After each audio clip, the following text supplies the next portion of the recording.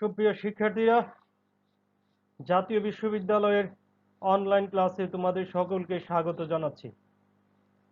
এই করোনাকালীন শিক্ষা কার্যক্রম চলমান রাখার স্বার্থে জাতীয় বিশ্ববিদ্যালয়ের উদ্যোগে অনলাইন ক্লাসে সংযুক্ত হতে পেরে আমি অত্যন্ত আনন্দিত এবং গর্বিত। তোমাদের সকলকে স্বাস্থ্যবিধি মেনে চলার আহ্বান জানাচ্ছি।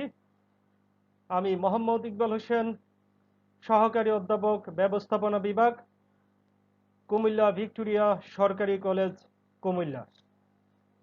ব্যবস্থাপনা দ্বিতীয় বর্ষের অধ্যয়নরত শিক্ষার্থীদের একটি সমসাময়িক এবং বর্তমান সময়ের সাথে সামঞ্জস্যপূর্ণ এবং যে কোর্সটি না জানলেই নয়, সেই কোর্সটি হচ্ছে কম্পিউটার অ্যান্ড ইনফরমেশন টেকনোলজি। একজন ব্যবস্থাপক হিসেবে আমাদেরকে এই কোর্স সম্পর্কে বেসিক আইডিয়া থাকতে হবে। এই কোর্সের প্রতিটি টপিক, সাব টপিক এবং কনসেপ্ট সম্পর্কে আমাদের আইডিয়া না থাকলে we can not be a good manager. তো আজকে সপ্তম লেকচারে তোমাদের সবাইকে স্বাগত জানাচ্ছি। আজকে যেই বিষয়টা নিয়ে আলোচনা করব সেটা হলো solving business problem with information system. এটি তোমাদের সিলেবাসে এই নামে দেওয়া আছে। এটি মূলত বিভিন্ন বইয়ে, যে সকল বই আছে বাজারে, সেই বইগুলোতে 6 নাম্বার চ্যাপ্টারের অন্তর্ভুক্ত। আমরা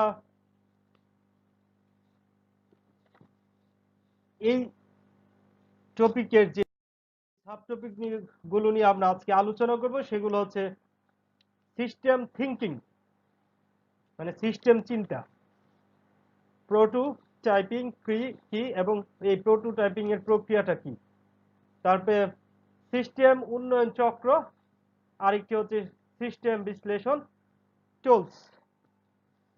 যদিও এই বিষয়টা যারা সফটওয়্যার ডেভেলপার বা সফটওয়্যার ইঞ্জিনিয়ার কিংবা সিস্টেম ডেভেলপমেন্ট করে থাকে তাদের সাথে রিলেটেড, তবে একজন ম্যানেজার হিসেবে, একজন ব্যবস্থাপক হিসেবে এই বিষয়ে যদি প্রাথমিক জ্ঞান না থাকে তাহলে ব্যবসায় সিদ্ধান্ত গ্রহণের ক্ষেত্রে হয়তো বিভিন্ন চ্যালেঞ্জের সম্মুখীন হতে পারে। তো প্রথমে আসো আমরা সিস্টেম থিঙ্কিং কাকে বলে। এই সিস্টেম থিঙ্কিং এর মাধ্যমে যে কোনো পরিস্থিতিতে সিস্টেম, সাব সিস্টেম এবং সিস্টেমগুলোর যে উপাদান আছে সেই উপাদানগুলোকে খুঁজে বের করে শনাক্ত করার চেষ্টা করা হয়। এটা মূলত সিস্টেম, সাব সিস্টেম এবং সিস্টেমগুলোর উপাদানগুলোর মধ্যে আন্তঃসম্পর্ক বিল্ড আপ করে দেয় এবং নিশ্চিত করে। এই সিস্টেম ব্যবহার করে আমরা ব্যবসায়িক যে কোনো প্রতিষ্ঠান অথবা যে কোনো প্রক্রিয়া যেখানে কোনো সমস্যা বা সুযোগের সৃষ্টি হয় সেগুলো আমরা হাইলাইট করতে পারি। অর্থাৎ সিস্টেম থিঙ্কিং ব্যবহার করে একটি সমস্যা বা সুযোগকে শনাক্ত এবং নির্ধারণ করা যায়। এই সিস্টেম থিঙ্কিং এর বেশ কিছু উপাদান আছে। এই উপাদানগুলো হচ্ছে, এক নম্বর হচ্ছে ইনপুট, অর্থাৎ যার মাধ্যমে আমরা ইনপুট দিই। দ্বিতীয় উপাদানটি হচ্ছে আউট প্রসেসিং, তৃতীয়টি হচ্ছে আউটপুট, চতুর্থটি হচ্ছে ফিডব্যাক, পঞ্চমটি হচ্ছে কন্ট্রোল বা কন্ট্রোলিং। তো আমরা প্রথমেই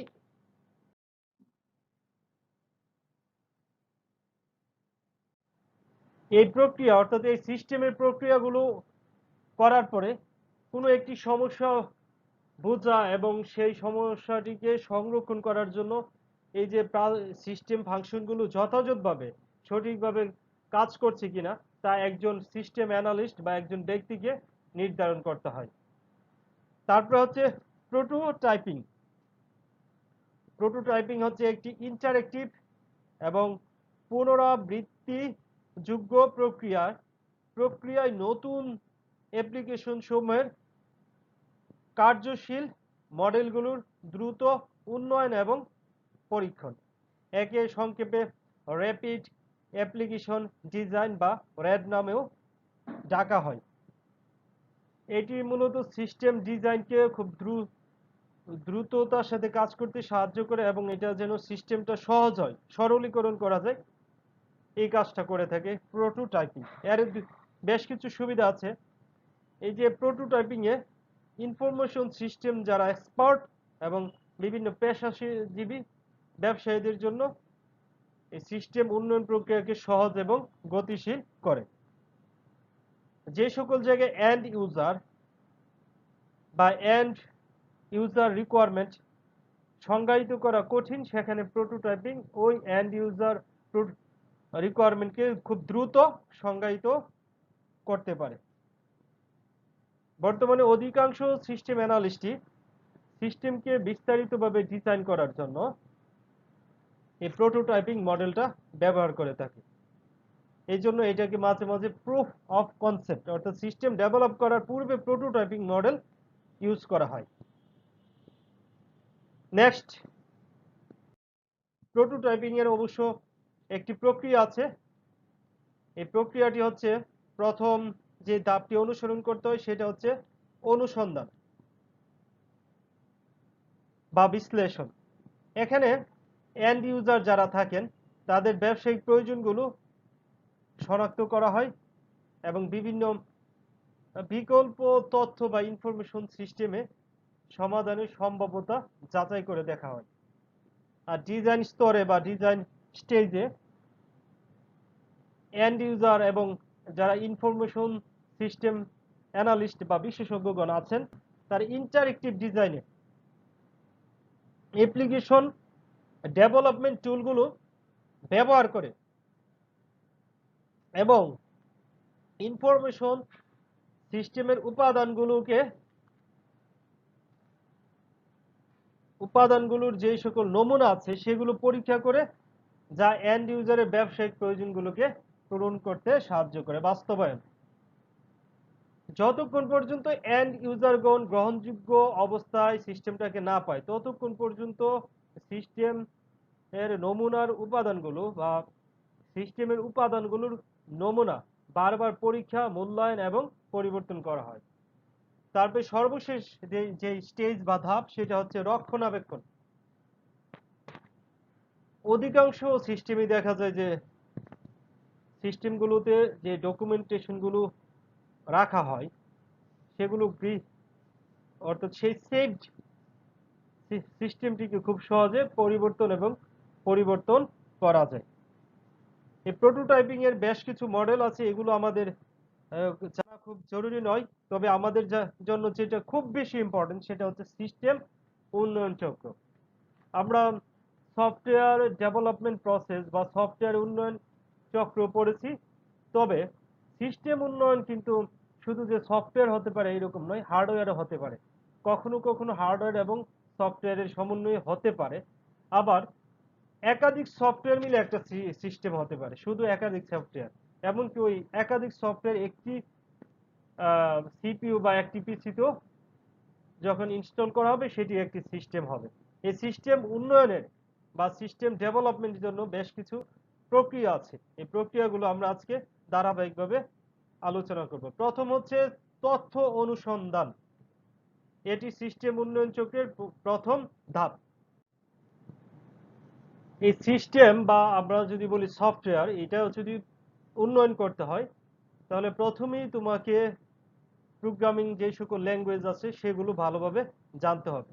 তুমি যদি ওইগুলো ভালোভাবে জানো এবং সেগুলো সম্পর্কে তোমার ভালো আইডিয়া থাকে তাহলে তুমি সফটওয়্যার ডেভেলপ বা ওই যে সিস্টেম ডেভেলপ করতে পারবে।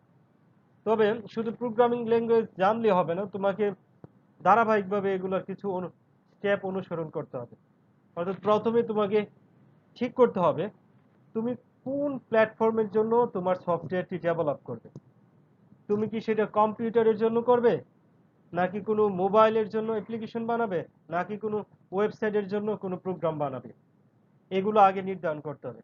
তারপরে তুমি যদি কম্পিউটারের জন্য বানাও সেটা কি উইন্ডোজ অপারেটিং সিস্টেমের জন্য নাকি লিনাক্স অপারেটিং সিস্টেমের জন্য, আর যদি মোবাইলের জন্য বানাও তাহলে সেটা কি অ্যান্ড্রয়েড অপারেটিং সিস্টেমের জন্য নাকি আইওএস অপারেটিং সিস্টেমের জন্য। অর্থাৎ তোমাকে প্রথমে নির্ধারণ করতে হবে কোন প্ল্যাটফর্মের জন্য তুমি অ্যাপ্লিকেশন বা সিস্টেম বা সফটওয়্যারটি ডেভেলপ করবে। এই প্রতিটি প্ল্যাটফর্মের জন্য এক বা একাধিক ফ্রেমওয়ার্ক আছে। ফ্রেমওয়ার্ক হচ্ছে যখন কোনো একটি প্ল্যাটফর্মে জন্য তুমি সফটওয়্যার ডেভেলপের কাজটা করবা, তখন ওই ডেভেলপিং কাজটা সহজ করার জন্য বিভিন্ন ফাংশন বা এপিআই আগে থেকে তৈরি করে দেওয়া হয়েছে বা আছে, এগুলোকে বলা হয় ফ্রেমওয়ার্ক। যেমন উইন্ডোজ সফটওয়্যার তৈরি করার জন্য আছে উইন্ডোজ এপিআই, আবার লিনাক্সের জন্য আছে জিটিকে প্লাস ফ্রেমওয়ার্ক, আবার কিউটি নামক একটা ফ্রেমওয়ার্ক আছে যেটা দিয়ে উইন্ডোজ এবং লিনাক্স দুই ধরনের প্ল্যাটফর্মের জন্য অ্যাপ্লিকেশন বা সিস্টেম ডেভেলপ করা যায়। অর্থাৎ তুমি যেই ফ্রেমওয়ার্ক নিয়ে কাজ করবে সেই ফ্রেমওয়ার্কে বিভিন্ন ফাংশন এবং এপিআই গুলো তোমাকে ভালোভাবে জানতে হবে। তারপরে সেগুলো কিভাবে কাজ করবে এই সম্পর্কেও তোমার আইডিয়া থাকতে হবে। তারপরে ওই ফ্রেমওয়ার্ক বাছাই করার পর বা ওই ফ্রেমওয়ার্ক সিলেক্ট করার পর তোমাকে তোমার কোন ধরনের স্কিল বা দক্ষতা লাগবে বা কোন ল্যাঙ্গুয়েজটি জানা দরকার সেই বিষয়ে আইডেন্টিফাই করতে হবে। যেমন তুমি যদি উইন্ডোজ এপিআই ব্যবহার করতে চাও তাহলে তোমাকে সি প্লাস প্লাস জানতে হবে, আর জিটিকে প্লাস এর জন্য সি জানতে হবে, আবার কিউটি ফ্রেমওয়ার্কের জন্য তোমাকে সি প্লাস প্লাস বা পাইথন যে কোনো একটা ভালোভাবে জানলে হবে। আবার যদি অ্যান্ড্রয়েডের জন্য কোনো সিস্টেম বা অ্যাপ্লিকেশন ডেভেলপ করা হয় তাহলে সেক্ষেত্রে জাভা জানতে হবে। অর্থাৎ এই ধরনের ফ্রেমওয়ার্কগুলো বা এই ধরনের স্কিলগুলো ইউজ করে তুমি নিজেই সিস্টেম বা অ্যাপ্লিকেশন বানিয়ে ফেলতে পারো। তবে অ্যালগোরিদম, ডেটা স্ট্রাকচার এগুলো লাগে, এগুলো সাধারণত যদি কোনো বড় স্কেলে অ্যাপ্লিকেশন বানানো হয় তখন এগুলো কাজে লাগে। এনিওয়ে, আমরা এতক্ষণ তাত্ত্বিক বিষয়গুলো নিয়েছি, এবার ধারাবাহিকভাবে স্টেপগুলো আমরা আলোচনা করি। প্রথমে আসি তথ্য অনুসন্ধান। এটার আবার দুইটা পর্যায় রয়েছে, একটি হচ্ছে সিস্টেম অনুসন্ধান পর্যায়, আর একটি হচ্ছে কস্ট বেনিফিট অ্যানালাইসিস। এই সিস্টেম অনুসন্ধান পর্যায়ে একটি ব্যবসায় কিভাবে সুযোগ সুবিধা এবং যে সকল প্রায়োরিটি আছে সেগুলো মিট করবে বা মিট করতে সক্ষম, প্রথমে তা নির্ধারণ করতে হবে। তারপরে তারপরে কাজ হলো সম্ভাব্যতা পরীক্ষা করা, অর্থাৎ এই পরীক্ষা নতুন বা উন্নত ব্যবসা পদ্ধতি গ্রহণযোগ্য সমাধান দিবে কিনা সেই সম্পর্কে তথ্য সরবরাহ করে। তারপরে তৃতীয় পর্যায়ে একটি ব্যবস্থাপনা পরিকল্পনা তৈরি করা এবং ব্যবস্থাপনা থেকে এর অনুমতি নেওয়া। অর্থাৎ এই সিস্টেম অনুসন্ধান পর্যায়ে তিনটা কাজ করতে হবে। ব্যবসায়ের সুযোগ সুবিধা এবং প্রাধান্যগুলো মেটাতে সক্ষম কিনা তা প্রথমে নির্ধারণ করবে। দ্বিতীয় হচ্ছে সম্ভাব্যতা পরীক্ষা, অর্থাৎ এই সিস্টেমটি, এই পরীক্ষাটি নতুন বা উন্নত কোনো ব্যবসা পদ্ধতি গ্রহণযোগ্য সমাধান দিতে পারি কিনা এই সম্পর্কে তথ্য দিবে। আর সর্বশেষ হচ্ছে ব্যবস্থাপনা পরিকল্পনা নেওয়া এবং সেটা ব্যবস্থাপনার কাছ থেকে অনুমোদন করে নেওয়া। তারপরে খরচ বা সুবিধা বিশ্লেষণ, যাকে কস্ট বেনিফিট অ্যানালাইসিস বলা হয়। তারপরে খরচ বা সুবিধা বিশ্লেষণে আবার চারটি ধাপ আছে। একটা হচ্ছে ট্যানজিবল কস্ট, অর্থাৎ এই পর্যায়ে এই সিস্টেম বা কোনো সমস্যা সমাধানে বা সলভের ক্ষেত্রে যে সকল খরচ পরিমাপ করা যায় এবং বাস্তবে বিশ্লেষণ করা যায় এগুলো নিয়ে কাজ করা হয়। তারপরে দ্বিতীয় স্টেপ হচ্ছে ইনট্যানজিবল কস্ট, এখানে যে সকল খরচ পরিমাপ করা যায় না সেগুলো নিয়ে বিশ্লেষণ করা হয়। তারপরে 3 নম্বর স্টেপ হচ্ছে ট্যানজিবল বেনিফিটস, অর্থাৎ এই দাবে বিক্রয় বা লাভের পরিমাণ বাড়ানো। তারপরে হচ্ছে তথ্য বা ইনফরমেশন প্রসেসিং কস্ট, তারপরে হচ্ছে ডেইলি অপারেশন এক্সপেন্স, তারপরে হচ্ছে নেসেসারি ইনভেস্টমেন্ট রিডাকশন, তারপরে হচ্ছে পরিচালনার যে দক্ষতা বৃদ্ধি ইত্যাদি সুবিধাগুলো এখানে বিশ্লেষণ করা হয়। তারপরে চতুর্থ হচ্ছে ইনটেনজিবল বেনিফিটস। এখানে তথ্যের অ্যাভেলেবিলিটি, তারপরে বিশ্লেষণ করার ক্ষমতা, ভোক্তাদের মনোভাব, কর্মচারীদের মনোভাব, ব্যবস্থাপনার সিদ্ধান্ত গ্রহণ, প্রতিযোগীদের অবস্থান, ব্যবসায়িক ইমেজ ইত্যাদি সুবিধাগুলো বিশ্লেষণ করা হয়। অর্থাৎ প্রথম দুইটা হচ্ছে খরচ বিশ্লেষণ, পরের দুইটা ধাপ হচ্ছে সুবিধা বিশ্লেষণ। তাহলে খরচ বা সুবিধা বিশ্লেষণে চারটি ধাপ। একটি হচ্ছে লক্ষণীয় খরচ বা ইনটেনজিবল কস্ট, আরেকটি হচ্ছে অলক্ষণীয় খরচ বা ইনটেনজিবল কস্ট, তারপরে হচ্ছে টেনজিবল বেনিফিট, আরেকটা হচ্ছে ইনটেনজিবল বেনিফিট। নেক্সট, সিস্টেম উন্নয়ন চক্রের যে দ্বিতীয় ধাপ সেটি হচ্ছে বিশ্লেষণ। এটি এন্ড ইউজারদেরকে প্রয়োজনীয় তথ্যগুলো গভীরভাবে বিশ্লেষণ করে, যা ফাংশনাল রিকোয়ারমেন্ট তৈরি করে। এটি আবার দুইভাবে করা যায়, একটা হচ্ছে প্রথাগতভাবে বিশ্লেষণ, আরেকটি হচ্ছে প্রাতিষ্ঠানিকভাবে বিশ্লেষণ। প্রথাগতভাবে বিশ্লেষণ হলো বর্তমান যে সকল ইনফরমেশন সিস্টেম আছে সেগুলোর কার্যক্রম, তারপরে রিসোর্স, পণ্যসমূহ নিয়ে এখানে বিশ্লেষণ করা হয়। আরেকটি হচ্ছে কোম্পানি, তারপরে এন্ড ইউজার এবং সকল ব্যবসায়িক যারা স্টেক হোল্ডার আছে, যারা এই সিস্টেমটি ব্যবহার করতে পারবেন, তাদের সব তথ্য নিয়ে এখানে গবেষণা করা হয় এবং গবেষণার পরে ইনফরমেশন সিস্টেমটি সক্ষমতা আছে কিনা ওই তথ্যগুলো দেওয়ার মতো সেগুলো নিয়ে গবেষণা করা হয়। আরেকটা হচ্ছে প্রাতিষ্ঠানিক ভাবে বিশ্লেষণ, অর্থাৎ অর্গানাইজেশনাল অ্যানালিসিস। এখানে প্রতিষ্ঠানের যাবতীয় তথ্যগুলো বিস্তারিতভাবে বিশ্লেষণ করা হয়। এখানে ব্যবস্থাপনার কাঠামো অর্থাৎ অর্গানাইজেশনাল স্ট্রাকচার, তারপরে মানব সম্পদ, তারপরে হচ্ছে বিজনেস ফাংশনস বা অ্যাক্টিভিটিস, তারপরে হচ্ছে এনভায়রনমেন্টাল সিস্টেম, তারপরে হচ্ছে কারেন্ট ইনফরমেশন সিস্টেম, এগুলো নিয়ে বিশ্লেষণ করা হয়। এই সিস্টেম বিশ্লেষণের অনেকগুলো টুল আছে, এই টুলগুলো নিয়ে আজকে আমরা বিস্তারিত আলোচনা করব। এই সিস্টেম বিশ্লেষণ প্রক্রিয়াকে সহজ করার জন্য বা সহজে উপস্থাপনের মাধ্যমে সিদ্ধান্ত নেওয়ার জন্য যে সকল টুল ব্যবহৃত হয় তাদেরকে সিস্টেম বিশ্লেষণ টুল বলে। সাধারণত সফটওয়্যার ডেভেলপার বা সিস্টেম যারা ডেভেলপমেন্ট করে বা সিস্টেম যারা ব্যবহার করেন, এমন কিছু বিশ্লেষণ এবং ডিজাইন টুল হলো, প্রথমটা হচ্ছে ডেটা ফ্লো ডায়াগ্রাম, দ্বিতীয়টি হচ্ছে ডেটা ডিকশনারি, তৃতীয়টি হচ্ছে ডিসিশন টেবল, চতুর্থটি হচ্ছে ডিসিশন ট্রি, পঞ্চমটি হচ্ছে সুডোকোড। মোটামুটি এই পাঁচটা। আরেকটা আছে স্ট্রাকচার্ড ইংলিশ, তবে স্ট্রাকচার্ড ইংলিশ এবং সুডোকোড প্রায়শই এক অর্থে বা একই কার্যক্রম করে, তবে কিছু পার্থক্য আছে। প্রথমে আসি data flow diagram.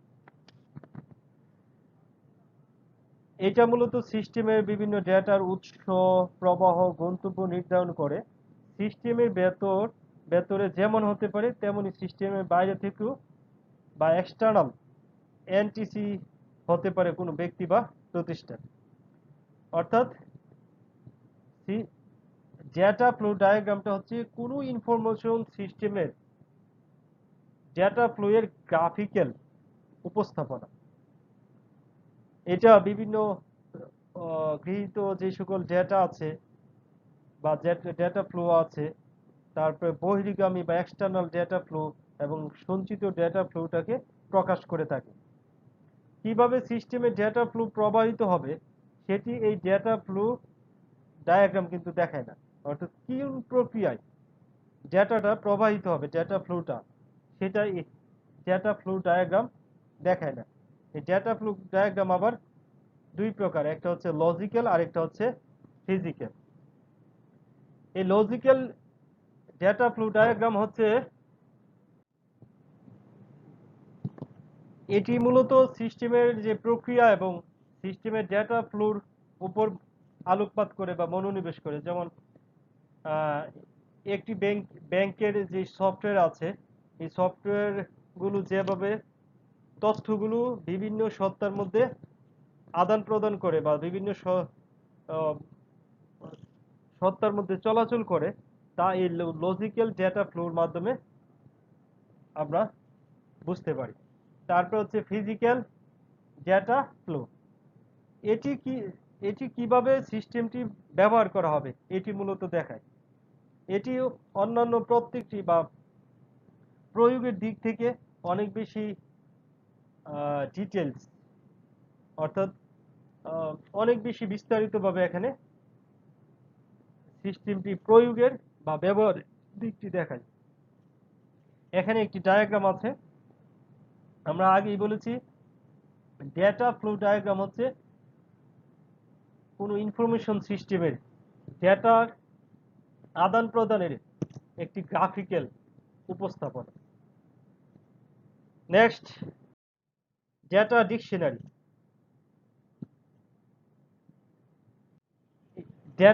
Data dictionary যাওয়ার পূর্বে এর আগের যে স্লাইডটা ছিল ডেটা ফ্লো ডায়াগ্রাম, এর কিছু উপাদান আছে। এটা হচ্ছে উপাদানগুলো হচ্ছে উৎস মানে সোর্স, তারপরে হচ্ছে ডেস্টিনেশন বা গন্তব্য, তারপরে স্টোরেজ, আর একটা হচ্ছে ফ্লো বা প্রবাহ। এই উৎসটা হচ্ছে বিভিন্ন সত্তাগুলোর যে তথ্যের উৎস এবং গন্তব্য। এই ডেটা ফ্লো ডায়াগ্রামে এটিকে সমকোণী চতুর্ভুজ আকারে দেখানো হয়।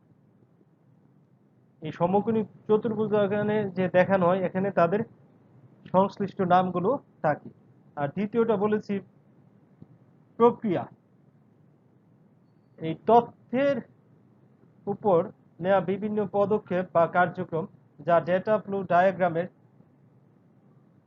ডায়াগ্রামে বৃত্ত বা গোলাকারে কোণ বিশিষ্ট চতুর্ভুজ আকারে, বৃত্ত বা গোলাকার কোণ বিশিষ্ট চতুর্ভুজ আকারে প্রকাশ করা হয়। আর 3 নাম্বার যেটা হচ্ছে ডেটা স্টোরেজ। এই ডেটা স্টোরেজটা আবার দুইভাবে দেখানো যেতে পারে। একটা হচ্ছে সমকোণী চতুর্ভুজ আকারে দেখানো যায়, যার ছোট বাহু দুইটির কিংবা একটি বা উভয়টি কি অনুপস্থিত থাকতে পারে। আরেকটা হচ্ছে ডেটা ফ্লো। ডেটার চলাচলটা এখানে তীর চিহ্ন দিয়ে প্রকাশ করা হয়। তীরের মাথায় সাধারণত তথ্য প্রবাহের তীরের মাথাটা তথ্য প্রবাহের দিকটা নির্দেশ করে থাকে। এই ডেটা ফ্লোর আবার 3টা লেভেল আছে। একটি হচ্ছে লেভেল 0, আরেকটি হচ্ছে লেভেল 1, আরেকটি হচ্ছে লেভেল 2। এই লেভেল 0টা হচ্ছে ডেটা ফ্লো ডায়াগ্রামের সবচেয়ে অ্যাবস্ট্রাক্ট যে রূপ সেটা। এখানে তথ্য সিস্টেমকে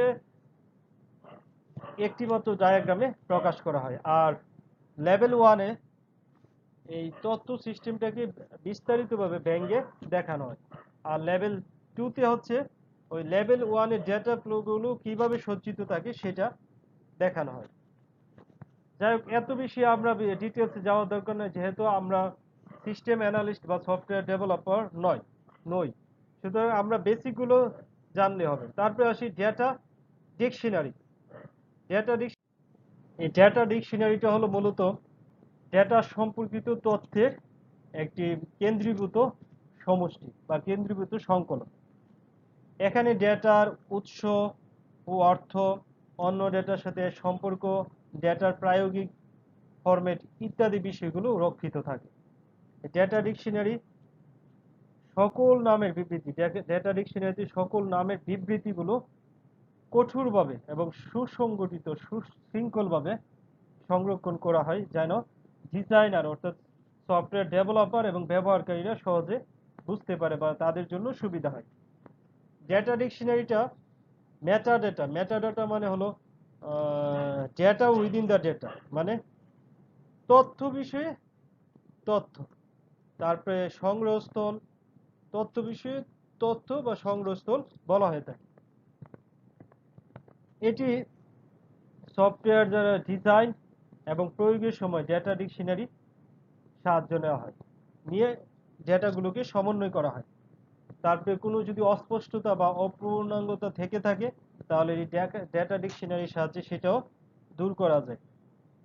প্রোগ্রামের সব জায়গায় বা সিস্টেমের সব জায়গায় যেন একই ধরনের অবজেক্ট রেফারেন্স ব্যবহার করা হয়, এটি প্রোগ্রামার এবং ডিজাইনারদের এক্ষেত্রে ডেটা ডিকশনারিটা সাহায্য করে থাকে।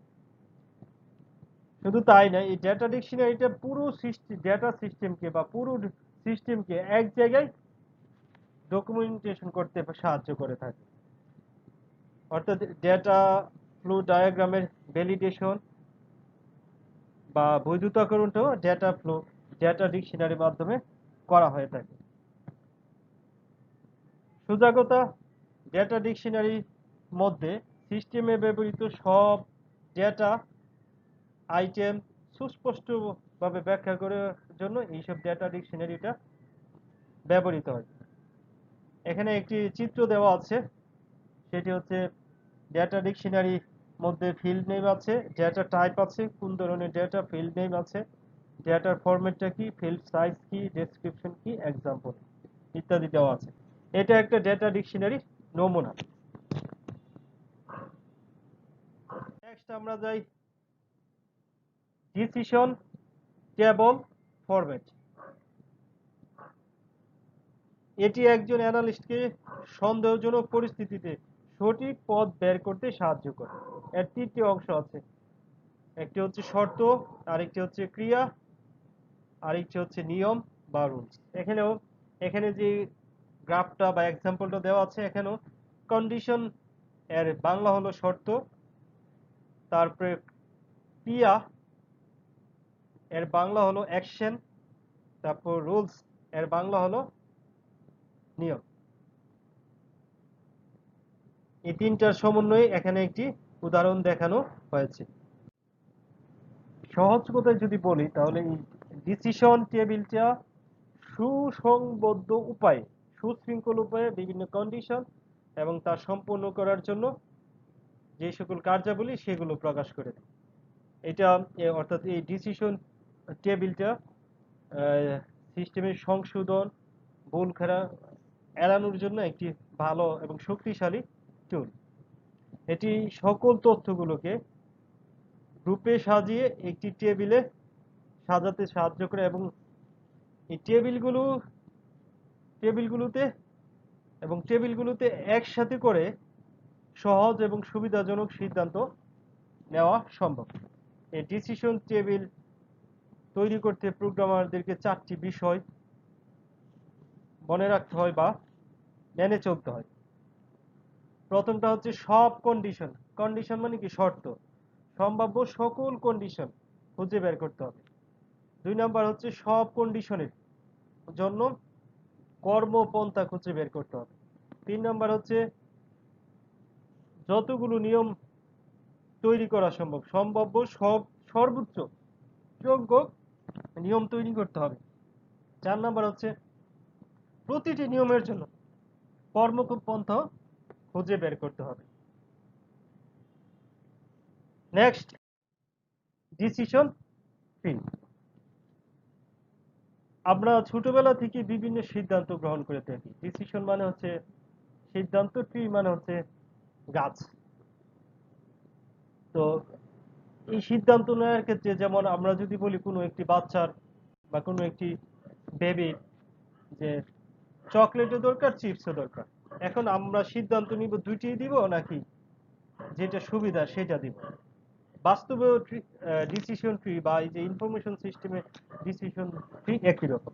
এখানে একটি চিত্র দেওয়া আছে, এই চিত্রটা আমরা ইন্টারনেট থেকে সংগ্রহ করা। এটা ব্যাখ্যাটা হলো এরকম। মনে করি বাংলাদেশ ক্রিকেট দল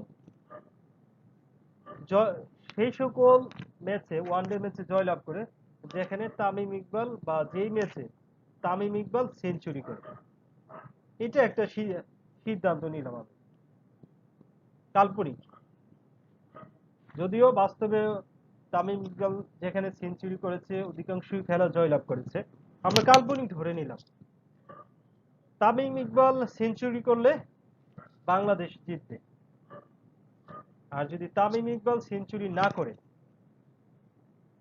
সাকিব আল হাসান যদি সেঞ্চুরি করে তাহলেও বাংলাদেশ জিতবে।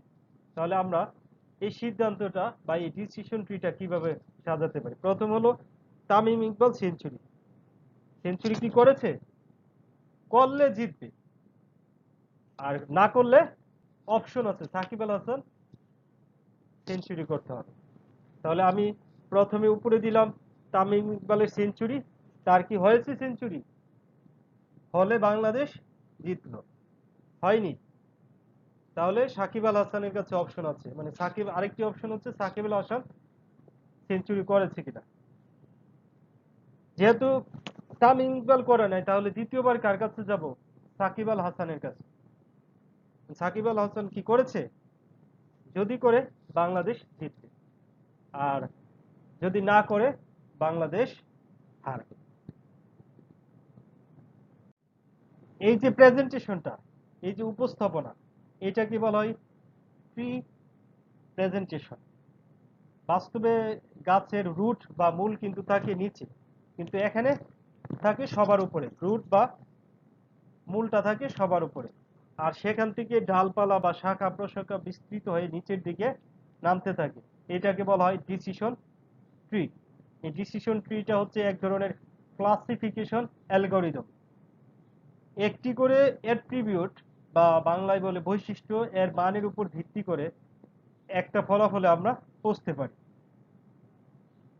আমরা যেভাবে মানুষ সিদ্ধান্ত গ্রহণ করি, ঠিক একইভাবে আমরা বিভিন্ন মেশিন বা কম্পিউটার কেউ এই সিদ্ধান্ত নিতে সাহায্য করতে পারি। মানুষের পক্ষে হয়তো সকল ব্যাপারে একেবারে প্রিসাইজলি সব বিবেচনা এনে সিদ্ধান্ত গ্রহণ করা সম্ভব না, কিন্তু মেশিনের পক্ষে সেটা সম্ভব। তবে এক্ষেত্রে মনে রাখতে হবে, এই ট্রি মেশিনের পক্ষে, ট্রি যখন বড় হবে, তার এই সিদ্ধান্ত নেওয়ার যে অ্যাবিলিটি, সেটাও তত বেশি জটিল হবে। কারণ কারণ তথ্য এবং এখানে প্রশ্নের সংখ্যা বাড়তে থাকবে। তারপরে আমরা যেটা আসবো, এটা হলো সুডোকোড। সুডোকোড হচ্ছে কেউ কেউ স্ট্রাকচার্ড ইংলিশ বলে, এমন একটি পদ্ধতি যা সিস্টেমে ঘটতে পারে এমন ইভেন্ট, অ্যাকশন, অল্টারনেটিভ অ্যাকশনকে সাধারণ ইংলিশ টার্ম এবং ফ্রেজ ব্যবহার করে বর্ণনা করে। স্ট্রাকচার্ড ইংলিশ বা সুডোকোড ইংরেজি দেন, এলস, এন্ড ইফ ইত্যাদির মাধ্যমে সিদ্ধান্ত গঠন করা হয় বা করে।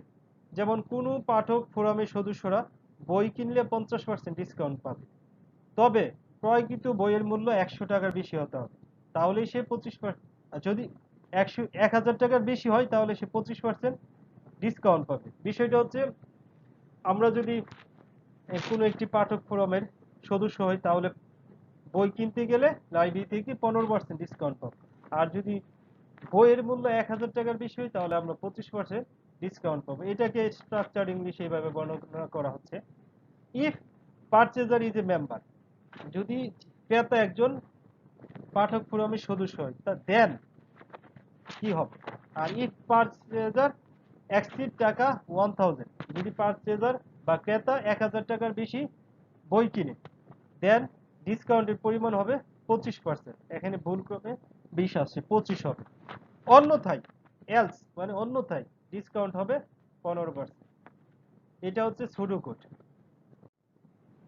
অর্থাৎ সুডোকোড বা স্ট্রাকচার্ড ইংলিশটা হচ্ছে আমাদের দৈনন্দিন জীবনে যেরকম ইংরেজিতে কথা বলি একই রকম, তবে এই সুডোকোড বা স্ট্রাকচার ইংলিশ সরাসরি ব্যবহার করা যায় না, বরং এটা প্রোগ্রামিং এর প্রেক্ষাপটে এটাকে বলা যেতে পারে যে কিভাবে কাজটি করবে, কি করতে হবে, এই সম্পর্কিত তথ্যের সাথে রিলেটেড।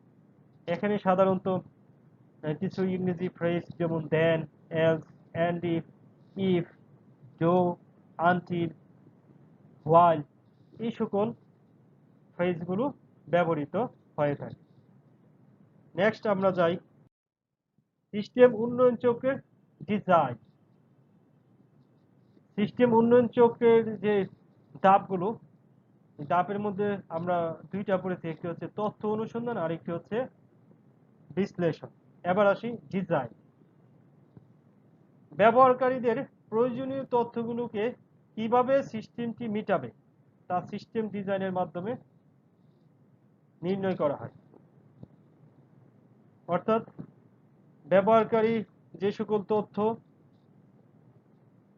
লাগবে সেগুলো তথ্যগুলো দরকার, সেগুলো সিস্টেমটি কিভাবে ওই ব্যবহারকারী প্রয়োজনটা মেটাবে এটা সিস্টেম ডিজাইনের মাধ্যমে নির্ধারণ করা হয়। এটি প্রধানত তিনটি বিষয়ের উপর গুরুত্ব আরোপ করে। একটি হচ্ছে ইউজার ইন্টারফেস ডিজাইন, আরেকটি হচ্ছে ডেটা ডিজাইন, আরেকটি হচ্ছে প্রসেস ডিজাইন। ইউজার ইন্টারফেস ডিজাইনটা হলো এন্ড ইউজার এবং কম্পিউটার অ্যাপ্লিকেশন সমূহের মধ্যে পারস্পরিক ক্রিয়া প্রতিক্রিয়া, অর্থাৎ এক্ষেত্রে যে বিষয়গুলো বিবেচনা করা হয় সেটা হলো ডিসপ্লে স্ক্রিন, তারপরে হচ্ছে ইন্টারেক্টিভ ইউজার, তারপরে হচ্ছে audio response, form, documents, report ইত্যাদি। আর আরেকটা হচ্ছে ডেটা ডিজাইন, এটা মূলত ডেটাবেজের গঠনটা নিয়ে আলোচনা করে। আর 3 নাম্বার হচ্ছে প্রসেস ডিজাইন, এটা বিভিন্ন প্রক্রিয়াকরণ এবং নিয়ন্ত্রণের যে পদ্ধতিগুলো আছে সেগুলো নিয়ে আলোকপাত করে। নেক্সট আসি আমরা সিস্টেম উন্নয়ন চক্রের যে চতুর্থ ধাপ সেটা হচ্ছে বাস্তবায়ন। এখানে সিস্টেম উন্নয়ন চক্রের অনুসন্ধান, বিশ্লেষণ ও ডিজাইন স্তরগুলোকে অনুসরণ করা হয়। বাস্তবায়নের সাথে জড়িত কার্যক্রমগুলো হলো হার্ডওয়্যার, সফটওয়্যার এবং সেবাসমূহ অর্জন, সফটওয়্যার উন্নয়ন, পরিবর্তন, সংশোধন বা পরিবর্তন, এন্ড ইউজার প্রশিক্ষণ, আরেকটি হচ্ছে সিস্টেম ডকুমেন্টেশন, আরেকটি হচ্ছে কনভার্সন। এই কনভার্সনটি আবার প্যারালাল হতে পারে, পাইলট হতে পারে, তারপরে ফেজড হতে পারে, তারপরে প্লান্স হতে পারে। অর্থাৎ এই প্রতিটি যে উপাদান আছে বা যে কার্যক্রমগুলোর বাস্তবায়নের সাথে বা ইমপ্লিমেন্টেশনের সাথে জড়িত, প্রত্যেকটির আবার আলাদা আলাদা উপাদান আছে। যেমন আমরা যদি একটা বলি যে হার্ডওয়্যারের উপাদানগুলো বা হার্ডওয়্যারের কি কি বৈশিষ্ট্য থাকা উচিত, ওই হার্ডওয়্যারটা কর্মদক্ষতা কি, তার গতি, ক্ষমতা, পরিমাপ, তারপরে খরচ, মানে খরচটা থাকতে হবে, তারপরে এটার রিলায়েবিলিটি কি, তারপরে এটার সুইটেবিলিটি বা উপযুক্ততা কতটুকু আছে, এই হার্ডওয়্যার গুলো দেখতে হবে। তারপরে হার্ডওয়্যার প্রযুক্তি কি অবস্থা, প্রযুক্তি, তারপরে শ্রমিকদের কর্মদক্ষতা, পরিবেশ সংক্রান্ত বিবেচনা, তারপরে হচ্ছে কানেক্টিভিটি, তারপর হচ্ছে স্কেলেবিলিটি, তারপর সফটওয়্যার সাপোর্ট, এই বিষয়গুলো আছে কিনা সেগুলো হার্ডওয়্যারের যখন উপাদানগুলো বিবেচনা করা হবে সেগুলো কনসিডারেশনে নিতে হয়। তারপরে সফটওয়্যারেরও কিছু উপাদান বা বৈশিষ্ট্য রয়েছে, ওইটা ওই সফটওয়্যারটা বাগমুক্ত কিনা, তারপরে ওইটার সিপিইউ, মেমোরি, ডিস্ক ব্যবহার না করে এমন কোনো সিস্টেম ডেভেলপ করা যায় কিনা, তারপরে এটা নমনীয় কিনা, অর্থাৎ এটা কোনো ধরনের সিস্টেমে ব্যাপক পরিবর্তন না করে যেন পরিবর্তিত পরিস্থিতির সাথে খাপ খাওয়ানো যায় সেটা দেখে। তারপরে দেখে হচ্ছে এটা কানেক্টিভিটি কতটুকু, তারপরে এটা নিরাপত্তা, অর্থাৎ ওই সিস্টেমটি নিরাপত্তা, ত্রুটি বা সন্দেহযুক্ত কাজ করতে পারে কিনা। তারপরে আছে ভাষা, এই যে সিস্টেমটা যে ভাষায় তৈরি করা হয়েছে সেটা প্রোগ্রামার, অন্যান্য প্রোগ্রামারদের কাছে সহজবোধ্য কিনা। তারপরে ডকুমেন্টেশন, এটা ওয়েল ডকুমেন্টেড কিনা। তারপরে হচ্ছে হার্ডওয়্যার, অর্থাৎ সফটওয়্যারটি ব্যবহারের জন্য আগে যেরকম হার্ডওয়্যারের উপাদানগুলো বিবেচনা করেছে সেগুলো এখানে বিবেচনা করতে হবে। তারপরে সর্বশেষ যেটি সেটি হচ্ছে রক্ষণাবেক্ষণ। সিস্টেম যখন তথ্য অনুসন্ধান করে, বিশ্লেষণ করে, ডিজাইন করে বাস্তবায়ন করলাম, তখন আমাকে এটা রক্ষণাবেক্ষণ করতে হবে। যখন কোনো সিস্টেম সম্পূর্ণরূপে বাস্তবায়িত হয় এবং ব্যবসায় ব্যবহার করা হয় তখন এটা রক্ষণাবেক্ষণ করতে হবে। এটি হলো ইনফরমেশন সিস্টেমের সলিউশন, পর্যবেক্ষণ, মূল্যায়ন, পরিবর্তন করা। অর্থাৎ এই সিস্টেমটা যখন অ্যাক্টিভ হয়ে যাবে তখন এটা নিয়মিত পর্যবেক্ষণ করতে হবে। এটা ভালো সিস্টেম এক্সপার্ট দিয়ে রক্ষণাবেক্ষণ করতে হবে এবং এটার মধ্যে কোনো ধরনের ত্রুটি আছে কিনা এই বিষয়ে রিভিউ দিতে হবে, যাকে পোস্ট ইমপ্লিমেন্টেশন রিভিউ বলা হয়। তো এই ছিল সিস্টেম উন্নয়ন চক্রের ধাপসমূহ। আশা করি প্রিয় শিক্ষার্থীরা তোমরা একটি প্রাথমিক ধারণা পেয়েছো। তো আজকের ক্লাস এখানেই শেষ করছি। সবাই ভালো থাকবে, সুস্থ থাকবে এবং নিরাপদে থাকবে। Thank you everyone.